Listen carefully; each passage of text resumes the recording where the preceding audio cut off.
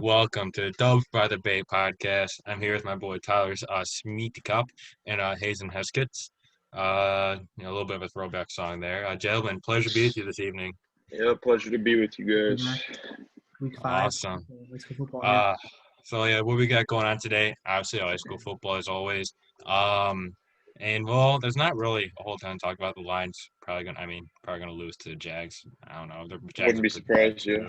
But it's the Lions. We're gonna be disappointed no matter what happens. So, guys, anything happened to you guys this past week? Anything we talked about? Just chilling. Really not. Chilling. Yeah, I went home this past weekend. Stuff in college football. Nick Saban with COVID. Really, Nick Saban? This weekend, yeah. Wow. Nick Saban, yep. Yeah, The that was former that. MSU coach. Never seen it coming. No. Yeah. Damn. Big Ten coming up soon too. Yeah, Big Ten. I'm excited for you. Are we tailgating for that, by the way, fellas? I don't know. Michigan State said no tailgating, so. We're not gonna tailgate. Yeah, at I Michigan know. State, I know, but I don't know what the other universities are going to do. I don't know if they're going to allow it. So. No, we're not gonna go to U of M and do that. No. I thought that's what you guys plan on doing. Well, we would have, but then we talked about it a little bit, and it's just anyway. That's something we Well, can yeah, talk if you guys about want to plan something, I'm down. But all right, sweet. Comment down below where we should tailgate. Anyway, all right. Let's see. We got a baseball game Saturday. Scrimmage. We scrimmage mid-Michigan. We should have killed them, but we sucked. I'm not gonna lie. Everybody was just off. It was bad. Pitchers couldn't throw strikes. How was the start, Martin? Huh? How did you start? I did all right. I didn't completely shit the bed. Because we're only allowed to go. We're on inning limits. I was only allowed to go 2 innings. Mm-hmm. Starters go 2 innings. Everybody else goes an inning. So I gave up two innings. I think maybe 1 earned, maybe 2 earned. But it wasn't no one really hit me hard. It was just like a weak ground balls through the hole, or I hung 1 curveball and it was a little line drive to just over second baseman's head. So Gotcha. But other than that, for what I had, my stuff wasn't amazing. I couldn't get as much movement on my balls, but I felt like Vila was there and everything else. I was sitting 84, 83, so wasn't bad. Wasn't terrible. Anyway, let's get into this real quick, or for the rest of the show. High school football. Ty, you want to start us off as always? First of all, I'd like to give a shout out to Anchor Bay Soccer tonight, winning 5-0 against. Hell yeah. Yes, sir. Shout out to Anchor Bay Soccer. Good dub. Dubs equals Wendy's. Ryan Colinski would know. Yeah. If you know, you know. Yeah. Already looking at it last week, I thought it was kind of crazy with some of the scores here, especially a couple. Yeah. Chippewa Valley's the best team in the MAC Red, and I made a very, very bold claim last week where I said Chippewa Valley was the best team in the MAC Red, and GPS gave me the middle finger for it. So, to be honest, it's not like they blew them out, but still, I didn't think this game was going to be that close. I will say this, though. There is a very tight race for who's the best team in the MAC Red right now between 3-4 teams. Maybe, if GPS, if they can, string together, if they can beat Stevenson this week, I really feel like that loss against Dakota really was just maybe just a fluke, bad game for them. So. I agree. Dakota tough. It was a 14-point game. Yeah, still. I can see any of these teams winning out, though. I seriously thought GPS and Stevenson were going to start falling apart, but they fought last week and they both got wins. I give Stevenson going to Romeo and winning a game with 2 top players hurt. That's yeah. I don't know. I'm a little biased towards Romeo too, and I've realized that every week I've picked them to win. But I will say 1-3, I believe. Romeo. I will say the fact that Stevenson was able to win that game at Romeo, tough place to play with their 2 best players out. Yeah. I will say that says a lot about that football team. I did think that game was going to be close. I remember I was kind of hesitant, possibly picking Stevenson. Me too. Because I just know Stevenson, they just got that mentality. You know what I'm saying? They got that that grinder, like grinded out mentality. So, Definitely. but yeah. Yeah. And So across the board, Lakeview laid down the stick against Ford. Oh my God. Sorry, continue, Tyler. Across the board, we all went 3-3. Right. 500 week. I mean, I guess 500 is not horrible. It's average. Yeah. We were able to Tough stay week. for us. I'm 10-7. Hazen's 10-7, and Martin's 9-8. Looking at the scores last week, especially we're looking at the Anchor Bay Divine Child game. Martin went back and forth with his pick, and he made the right pick. He'd be tied with us here, but Anchor Bay dominated the line of scrimmage against Divine Child and just pretty much dominated the whole game. They played surprising. well. They ran the ball well. They passed the ball well. Just Divine Child, I don't know. Divine Child came out and they just didn't play up to Anchor Bay's level. So yeah, tells you something about the MAC Red though, doesn't it? A lot of people think that Catholic League is really really good. I know they haven't won a game yet in their conference, Divine Child, but a lot of people thought they were better than what that's a big name school. They had Divine Child at 3 D1 commits, especially they had a lineman going to Cincinnati. That's what I'm saying. So that definitely tells you something about the MAC. I really do think Divine Child underperformed in this game, but I do got to give credit to Anchor Bay because they definitely took that and played their game and did not look back on Divine Child. And another game we look at here, we got Mott and Utica. That game was a great game all the way. I think we all knew that was going to be a good game. Utica was up 14 at half, 14-0, and Mott just came back and unfortunately, their Utica's quarterback, Brett Berg, got hurt, I think second quarter, I believe it was, and that kind of changed it around a little bit. That's very unfortunate. Mott's kicker hit a 37-yard field goal as the time expired to win the game, which I give credit to that. Not all high school kickers are getting above 30 yards. So yeah, that's impressive. Kick. Yeah. So I mean, it was a good week last week of football. That was a good week. Like I said, and I really wish we could watch. And by the way, this video will be uploaded in time. I promise. I know. I'm sorry. Last time I kind of messed up. I uploaded it I think Friday morning on the day after. But anyway, this video will be posted on time. I promise. Anyway, continue. Sorry. Good football games to go around last week altogether, though. Yes. And as we head into this week, we get to see LCN come back into action. That's great to hear. That's great to hear. Like to see that. That's good news. But before we start predicting this week, let's go look at everybody's record. In the white, Mott's 4-0 as they lead the white, and it's a tie for the red as Stevenson, Dakota, and GPS are all 3-1 records. Ike struggled this year at 0-4. I didn't really see that coming at the beginning of the year with Ike. No. I mean, I get it. All 6 teams in the MAC Red are very competitive. I thought it was going to be a little bit more even, but Ike kind of just struggled throughout the whole year. They haven't really had a competitive game yet. Yeah. Looking in the white, I did think they were going to do very well this year. I did pick Utica to beat them last week, which Mott did prove me wrong, and they're still a very good football team. So I was torn against that pick. I remember that.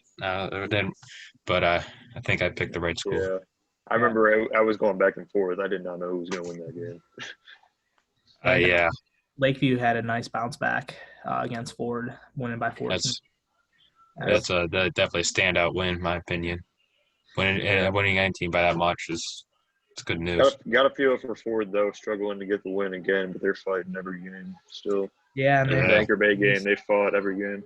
And they we possibly could see it this week against LCN as both defeated teams as they both have not gotten their first one. I know something's got to give. Yeah. Yeah. Yeah. All righty. Yeah. So this week, big game. This is honestly, it could be for the white because Mott's huge game. So this is a big game here. When you look at it, it's a very tough pick. Is Mott only beat Henry Ford by 3, and Anchor Bay beat Henry Ford by 40, and Anchor Bay got their butts kicked to Utica, and they beat Utica by 2. So this is gonna be this is wow. Can I go first for this one? Go for it. All right, listen. I know. All right. Here's what I'm saying. Okay, if Utica's quarterback did not get hurt, I felt like Utica should have had no problem, taking care of Mott the second half of that football game. like I was saying, I do think Mott's a very good school. But Ty, if you mind going up for me, what was their first? Who did they play? Week 3. I believe the score was relative. No, score was not They close at played all. But they played Ecorse. equal. Okay, they Yeah, played and then they equals. played Henry Um, Ford week 2 and won. and then they. Okay, yeah, that's one. All right. I'm gonna take Anchor Bay here, and here's my reason why. If you look like Tyler said, I saw Anchor Bay did lose to Utica, but Mott beat Utica. But Mott also beat Utica without a very very good and a great leader in Brett Berg. So that I'm not saying it. I'm not taking credit away. That's still a great victory by Mott. I'm not taking any credit away from them, but it does tell. I believe it does tell the tale that Anchor Bay does have better talent on this team. Um, and with Giannoli, he's going to come out with the right game plan. He's going to kind of roll. But I feel like he's going to have a roll with this. Good head of steam. He's got good momentum going. I feel like Anchor Bay is definitely going to be taking this one. Already, yeah. I mean, I honestly I can agree with you there. I think it's going to be a neck and neck game the whole way. I'll be very excited. Oh, it's going to be a great game. Yeah. Very excited to watch this game. I think if Anchor Bay can come out strong like how they have been the last couple of weeks, they got to control the line of scrimmage, and I think they can take this game. But if they come out struggling, Mott can run away with it as they run that spread offense, and it's going to be very interesting to see how both teams play. But I'm going to take Anchor Bay here. I think it's going to be a close game the whole way. It's just Anchor Bay's got to control line of scrimmage, and I think they will be able to. And I'm going to take them 21-20. Wow. Ooh. What do you think? Missed extra point in the fourth quarter by Mott. I think it's something math and something crazy, and it's gonna be a one between 1 and 3 points. So no, I'm gonna go. No, I don't want to do the math for that. That would be too confusing. I was gonna say game-winning pick 2. Mott's got to go for 2 in Anchor Bay, or they try and fake. I don't know. They try and fake the extra point, go for 2. Anchor Bay picks it off and runs it back for 2 points. Well, I must say about these two teams and about this game, no matter what happens, I do know for a fact this is going to be a good game. These are two very good teams. I don't think one edges the other by a lot on paper if you're looking at talent. I think they're both around the same skill level. I think this is going to be a really good game. Now, I'm inclined to pick Anchor Bay because I do believe they are talented a little bit more, edge them a little bit more, coaching a little bit more. However, this is a Warren Mott team that is undefeated. This is a Warren Mott team that is playing at home. And this is Anchor Bay's first game in a harder environment. They played at Lakeview. That is not at Warren Mott. It's hard to win at Warren Mott. It proved last week versus Utica. I know they lost their quarterback, but they still didn't finish the game. They had a lead and they lost it. I predict Anchor Bay will go into Warren Mott. And this is nothing personal against any of the players, any of you watching from Anchor Bay. Nothing personal. Yeah, I picked them to lose last week, buddy. Against I know. I promise it's nothing personal. I promise it's nothing personal. You guys are good. I do think they're going to make mistakes going into Warren Mott first real test. They have not been put through that yet. I think they lose by 4 points, 24-20. That's very fair. That's good. That's good. It's a good explanation. And I'd like to give a shout out to Liam Carey for last week. Man is a complete monster. Had a huge touchdown catch in the end zone, jumping up and grabbing it. I give him credit. He's been playing well. So he had a great game the week before too, right? And the week before that, he's been he had a couple good this year. Touchdowns. Yeah, he has. He's been having a really good season. Now we head into Chippewa Valley versus Eisenhower. Off again, Martin. Dude, I forgot it. Timeout, fellas. Oh god. Kyle, you go first. I gotta play this. I forgot to play the song. I'm sorry. All right. So Ike struggled all year. They've had some injuries. They just can't seem to get it together, and I don't think they're gonna get it together this week either. I think Chippewa Valley is gonna win big. I think it's gonna be close for most of the first half, but I think Chippewa Valley is gonna 35-7, something like that. They'll win pretty single-handedly, not with much of a fight. Is that too loud? The music? All good. It's good. Okay.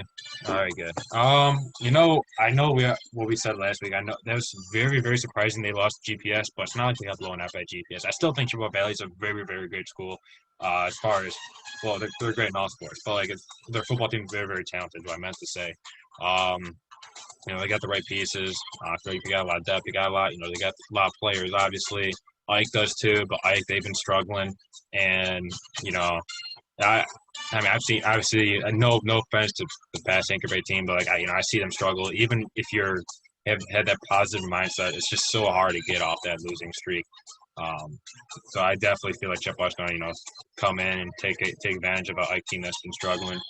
So yeah, I'm going to Chippewa +7. I don't think it's going to be a blowout, but I definitely think Chippewa's going to take care of business. Yeah, I know Chippewa just lost after I said they're the best team in the MAC Red, but I still believe they're a good team. I don't care that they lost to GPS at home and turned the ball over 4 times. I do think they had a really bad game, but I do think that's not how they normally play, and I still think they're one of the best teams in the MAC Red. That might have been shot down last week, but I think they'll prove it going later into the season. And Ike, you see, they just still can't get it together. Ike's fought in most of their games, held it to at least a couple possessions, but still haven't been getting. They got to do better. And Chippewa Valley, they'll take the win. They got to win by at least 2 possessions. All right. Now we head into the battle of the defeateds. Yeah. Ford versus Macomb, Lancers North. Honestly, this actually be a pretty good game. Both teams aren't too great this year. LCN, I think, is going to come out rusty. I have not been able to play the last 2 weeks. And I have heard one of their best players have quit. So I don't know if that's true or not, but it'd be very interesting to see if he's out there not playing for him. But either way, I think I was going to take Ford in this game. I think it's going to be a close 3-point game. I'm giving Ford like 23-20. It's going to be neck and neck the whole way. Be interested to see who takes this game. Yep. Now listen, you guys don't know how badly I want to take LCN. That would be such a great story for a team that's – and I do think they're going to come out, they're going to be hungry, all right? For a team that hasn't played football in 2 weeks, they're not going to take this – they're not going to take this stuff for granted. They're going to go out, they're going to bust their balls. But, I know Ford's been struggling this year, but I think it's going to be a tight game. But let's see here. My fortune cookie says Ford will take their first win this season. I got Ford +7. That's what the fortune cookie said, man. It has to happen. All right.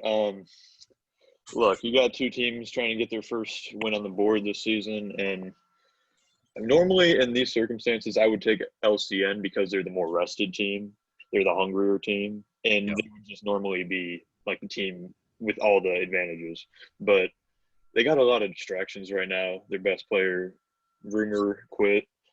And then coming off a COVID break, it's just – and Ford has been fighting the last few weeks to get wins. Ford is hungry for this win too. I know they haven't had a 2-week break, but they're hungry. They've wanted this win for the last couple of weeks. And I know it's LCN at home, first football game in a couple of weeks, but Ford is going to want this game more. And I think they win by at least a touchdown. Yeah, I mean, I guess we'll see there. It should be a good game though. Now we get into GPS and Stevenson. When I look at both of these teams, they're both battling in the MAC Red. They're both 3-1. This is pretty much for the MAC Red, I guess, right now. When I pick Stevenson, they always – I don't know. Like when I don't pick Stevenson, they always just seem to win. And it's like when I don't pick Stevenson, they always just seem to win too. So it's like as a toss-up this week. Stevenson's hurt with Jordan Ramsey out for the year and their defensive end that's been out. So they were both out last game too, correct? Correct. And it's like Stevenson still pulled it off last week, but then part of me wants to take this is going to be another good game. This might be it's going to be a defensive battle, I think. And I think Stevenson, they got ground wants to take Stevenson, and I think I'm going to take Stevenson. It's just that I just think they're the better team. I mean Stevenson healthy is a better team.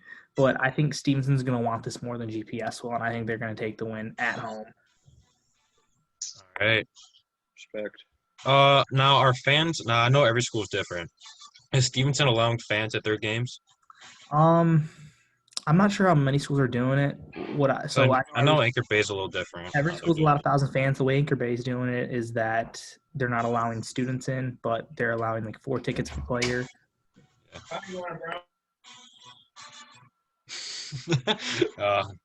That's cool. Thanks. My bad. Yeah. Don, you gotta get John on the podcast. All right. Yeah, but so like Anchor Bay is they're just allowing, so they allow the band and they put them behind the end zone, and they're allowing 4 tickets per player, which so they're trying to make it even 500 per side, which I mean you're really not get the 500 per the away team usually anyway, but yeah. So I'm guessing most schools are doing the same type of system.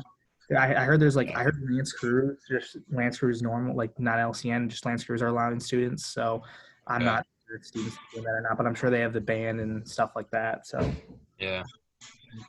All right. You know what? That's Tyler. Great job as always explaining that. But listen, every time I pick against GPS, it bites me in the ass. So on the flip side, every time I don't pick Stevenson, it bites me in the ass. So guys, this is a tough one. This is definitely gonna be a good game. Stevenson to me has been more consistent this year in my opinion. They're a ground pound team, great defense. Like I said, it's gonna be a low scoring game. GPS, they haven't really lit up anybody, I believe, right? Am I correct on that? They didn't.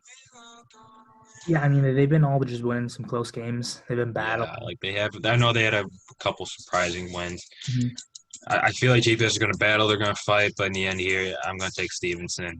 I feel like they just got a great system, and obviously, like I said, I really like those guys. I feel like they just got that right mindset. So, telling Stevenson here +3 or -3. Sorry, -3. Stevenson, all odds against them last week with that 2 players out, and they're going into Romeo, a hard place to play. And the fact that they won that game, that tells me so much about this football team right here. Like, it shows me so much about what kind of players they have and the fact that they don't fight, because most teams that last week would have been very slumpy. So GPS, I know, I've gotten GPS wrong a lot, and this has strong potential to hurt me with this pick, but I am picking Stevenson. Okay. I think this is going to be a good game, by the way, because GPS has made every single game close, no matter what the score is. But they're going into Stevenson. That's one factor. And also, Stevenson, honestly, I just think they have the better football team. Nothing against GPS. I think they'll make this close like every game. But I do think Stevenson is just going to edge them out. GPS is a very good team here, too. They have one of the best players in Michigan, 4-star in the country, and Will Johnson. So I'm interested to see how he does against a very good Stevenson defense. So Yes. Now Dakota and Romeo, Romeo's kind of surprised me this year with how they've struggled. And I mean, Dakota's they're pretty consistent every year. They're always fighting for the MAC Red, always competing. And Romeo just, I don't think they have they don't have the drive this year. I feel like they're a ground and pound team, and they just that's how they beat you. They wear you down. But when I've been seeing them, I've been seeing highlights and stuff like that of them playing, I just don't see them doing that this year. And that's why I'm going to take Dakota at home too, especially. I don't think Romeo stands a chance there. I think it'll be a close game. It'll be a low-scoring game. I'm taking Dakota 21-7. Tyler, obviously you watch more film than either of us. You're a coach, for peak's sake. But I got and this is, let me tell you. So basically what I'm saying is, this song fits well. So honestly though, I'm taking Romeo. I know every time I pick them, it's lost. And this is the reason I'm playing this song. But yeah, definitely taking Romeo. Listen, here's my thing. I mean, the last week against Stevenson, I feel like, I know, like you said, they've been looking weak. They haven't been looking hungry in film. But I do know Cole Durham, who does know the Romeo coach. After a loss like that against Stevenson, who a lot of people thought they were going to beat, they're definitely not happy. They definitely had a tough week of practice. So, that being said, I feel like Romeo's going to take this one by 1 score. Yeah, I think Romeo is still going to fight in this game, no doubt. But Dakota, I think they've been the most consistent in the MAC Red, and they've been playing pretty good, and they're the home team. Romeo, they're struggling to put it together for the most part this season. They have been fighting, but just not getting the results you want to see. And I'm just going to go with my gut here. The home team, Dakota's been playing well. Romeo hasn't been playing too well. I'm going to take Dakota by at least a touchdown. It'll be a good game, but Dakota, the better team. I think Dakota got this game. It's this game right here. Yeah, and now Utica and Lakeview, this should be a very good game. If Brett Berg plays, I think Utica. Yeah, that's the thing. If he plays, could win this football game, but if he does not play, Lakeview, I think, will take the game. But either way, even if he does play, I think Lakeview is still going to win this football game, and I'm taking Lakeview in the upset at home against Utica with the question of their quarterback. Even if he does play, he still could be a little bit hurt from last week. I'm taking Lakeview in this game in a close one, and I say it's going to be a little bit of a high-scoring affair. I say 28-21 Lakeview. Okay. Now, listen, it's not too often in high school when you say – not too often. There's some circumstances when you have, 4 or 5-star recruits. But it's not too often when you got a player, when high school, when they're missing a player, when you say if he's not playing, they're not going to win that game. But the fact is, I feel like, if Utica, if they do not have Berg, they are not going to win this game. I feel like it's going to be a close one. Lakeview's going to take out. But if Brett Berg does play, listen, I think it's a great leader. And he obviously, great. He's a guy, great guys, a great solid talent around him, and he's obviously, I believe he's been talking to a couple D2 schools. He's a very, very, very good quarterback. I'm going to take Utica in this one. Bet on that he does play. Even if they don't play, I feel like Utica does have more talent than Lakeview. So, and they do have better numbers. So, I'm taking Utica in this one. Yeah, whether Berg plays is going to be a big impact in how the result of this game goes. But looking at both these teams on paper anyways, I want to pick Lakeview really bad. I really do, because they've been fighting all season, and they're making a big case for themselves to stay in the MAC White and fight for a long time with this first season. But I can't see it myself that Utica is going to let themselves lose 2 games in a row. I think Utica is too good of a football team for that. And I know they're at Lakeview. Lakeview's going to give them some fits, no doubt. And whether Berg plays or not is a big idea. But I think Utica's hungry after last week, man. I seriously think they feel like they could have beat Warren Mott. They think they know that themselves. But Utica. I think Utica's the better team, and I think they're not going to make as many mistakes as they made last week versus Warren Mott, and they're going to win this game. Even if Berg's not playing, I still expect them to fight. I agree. All right, gentlemen, is that it? That is for this Week 5 high school football. It's going to be an exciting week here on Friday night. Very excited to see all the outcomes of these games. Yes, it is. And like I said, guys, if you guys go to one of these high schools, send a link to wherever they're streaming the games or whatever. Like I say, because I know Hayes and I will watch it. If we got time. Last week was a bit of a story with baseball. Yeah, I don't know if I'm gonna share that on there, but it was a bit of a story. I didn't have a lot of time Friday. But yeah, that's see, fellas, nothing comes to my mind. I mean, I really think. I mean, I could talk about baseball for hours. I could talk about the Tigers. I don't think they really want to hear that. Not a lot of people care about baseball in our generation, sadly. You get some here and there. Yeah, you do. I know you like talking baseball, Tyler, but yeah, I love talking Tigers when they're not rebuilding. Yeah, when they're contending. But yeah, other than that, I feel like. Oh, here's I got one for you guys. We talked this in our other podcast, and we were kind of just joking around about it. But who do you think is going to be the first? Obviously, all of our Detroit sports, we're all tanking. We all kind of suck right now. Who's going to win the race to win that first championship out of our 4 sport teams that are tanking? Who's going to win that race? I think it's going to be the Red Wings or the Tigers. The Lions are agree. A mess right now with everything, and the Pistons are just about to start another. They should have started a while ago. They should have, but they wanted. Tigers and Red Wings are both on the upgrade, so. I can't believe I'm going to say this, but I don't think the Lions are as far away as people think.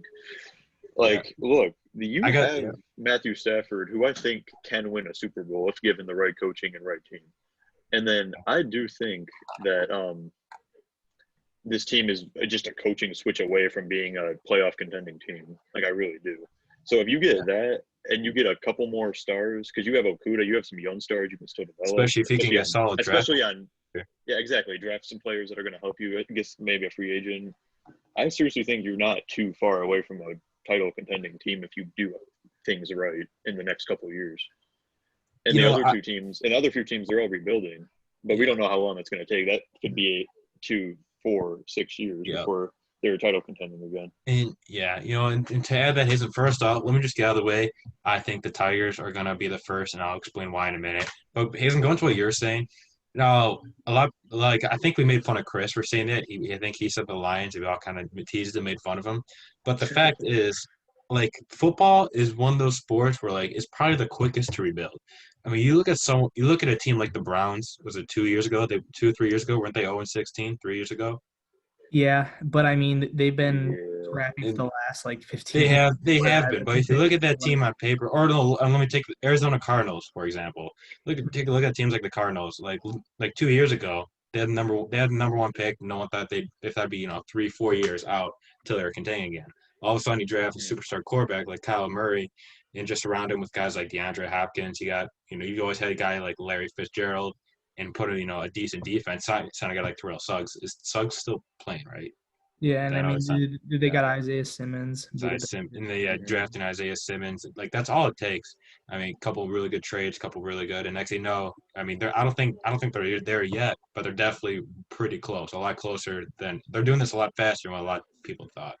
So, football is one of those sports is probably the quickest to rebuild, I feel like. The only thing when I look at the Lions, once they do get a new coach, I feel like that new coach is want to bring new players in, his own system. And I think that's the only problem with them.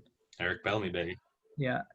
I mean, I like Robert Saleh, and I think that's the only thing that would be holding them from contending is the new coach coming in, wanting a new system and everything. So it depends if he's going to keep the players they have now, because I think they can compete with the players they have now. But can they win a Super Bowl with those players? I don't know. Yeah, I don't know about that. I mean, Stafford is getting up there in age, but I mean, he's still rocking and rolling. I do think when you look at how old Stafford is, and you look at the next coach you're going to bring in after Patricia, it does have to be pretty mandatory that they win soon. Like they can't be rebuilding for too long. It depends what they want to do with Stafford. If they want to get rid of him or they want to keep him. Get Trevor this year. Trevor Lawrence. Tank for Trevor. I would tank for Trevor, baby. TT. But yeah. Going back to what I was saying, the Tigers. I feel like they're going to. I don't want this going on too long. This is definitely our last segment here. But yeah, going back to. I mean, if you look at the Tigers, they remind me a lot of that early that 2005, 2016, where they were just terrible. 2003. And this year, they turned a lot of heads. No one thought – I know I'm saying this, and they went with the number 3 pick, but for a while there, they were contending for a playoff spot. I know, everything was different there at the playoffs. Technically, they would have been, the middle of the pack. But, I mean, I believe I saw a stat correctly. If they, projected, if they would have kept up this pace for, the whole season, they would have wound up winning, I believe, close to 80 games. It was low 70s. Low 70s. You get 1 year. Sorry, for 1 year difference for losing almost over 110 games the year before to winning 70 games, just difference in 1 year, and basically keeping the same players. Yes, I added Crone. Crone was hurt pretty much the entire season. They had a good guy, a really key player, I thought, in Jonathan Scope. Other than that, they didn't really. They just brought up the guys they've drafted, and a lot of guys are starting to turn the corner. Like Candelario, he's starting to look really sharp. You give guys like Mize, and Schoolbowl, who I think Schoolbowl is going to be better than Mize. Kind of a hot take there. But, yeah. No, I mean, look, I'm not going to get deep into that. I know a lot of people don't want to talk about that kind of stuff. I feel like Schoolbowl's got a better fastball, and his curveball is way better than what Mize got. Mize got that splitter, but I think Schoolbowl's got the better arsenal. And then, guys like Bonifacio, he's starting to turn the corner. He's going to get a little bit of power in this bat. He's going to be solid. And obviously, Isaac Paredes, I think he's my favorite player since Brandon Ninge. I love Isaac Paredes. Yeah, I went a little bit on a spiel there. You guys got anything to add? I think if the Tigers didn't have so many injuries this year, I think they would have continued what they were doing at the beginning of the season. They would have made the playoffs. I agree. I agree too. If you look at Crone got hurt, and then they had to move Candelar to first base, which he actually did really well. But then Jacoby Jones getting hurt, they made them move Victor Reyes to center, and that left an outfield spot open. So Jones and Crone were both big contributors at the beginning of the season. I mean, Jones was for the whole season before he got hurt. Yeah. But and if you look at it, Victor Reyes, like the guys they replaced him, like Victor Reyes had an amazing both sides of the ball, defense and offense. I believe almost forgot Willie Castro, shortstop, batting 5-hole. Like not many guys can do that. We're very excited about we got that. Yeah, very excited for the Tigers' future, and I feel like they're not that far away. They're just a couple years out. Once Manning, like Isaac Manning and Alex Fajardo, let those guys develop a little bit more in the minors, bring them up, and it's going to be very, very exciting. There's going to be 3-4 years. This is going to be a fun team to watch, boys. Definitely. I agree. Screw it up. All right. On that note, you boys got anything else? I'm good. I think that's it. I think I'm good. All right. Awesome to hear. And like I was coming down below. Oh, sorry. What were you going to say? I was just going to throw in Lions beating the Jags this weekend. I'm calling it. I hope. When we talk about it next weekend, I'll and they re-signed Matt Patricia. If they lose this weekend, I think that. that's it for Matt Patricia because the Jags are one of the worst teams in football. Oh my gosh! If we lose to the Jags, what's going to happen? We're going to be winning 17-0 in the first quarter. We're going to wind up losing 37-17 somehow. 27-17. Jags aren't that good. This is the turning point of the season. If they don't win here, it's it. And if they do win here, they still got a chance. So yeah, basically. I got optimistic. At 1-3, you still can make the playoffs. But if you go 1-4, that's it. That's tough. Yeah. That's true.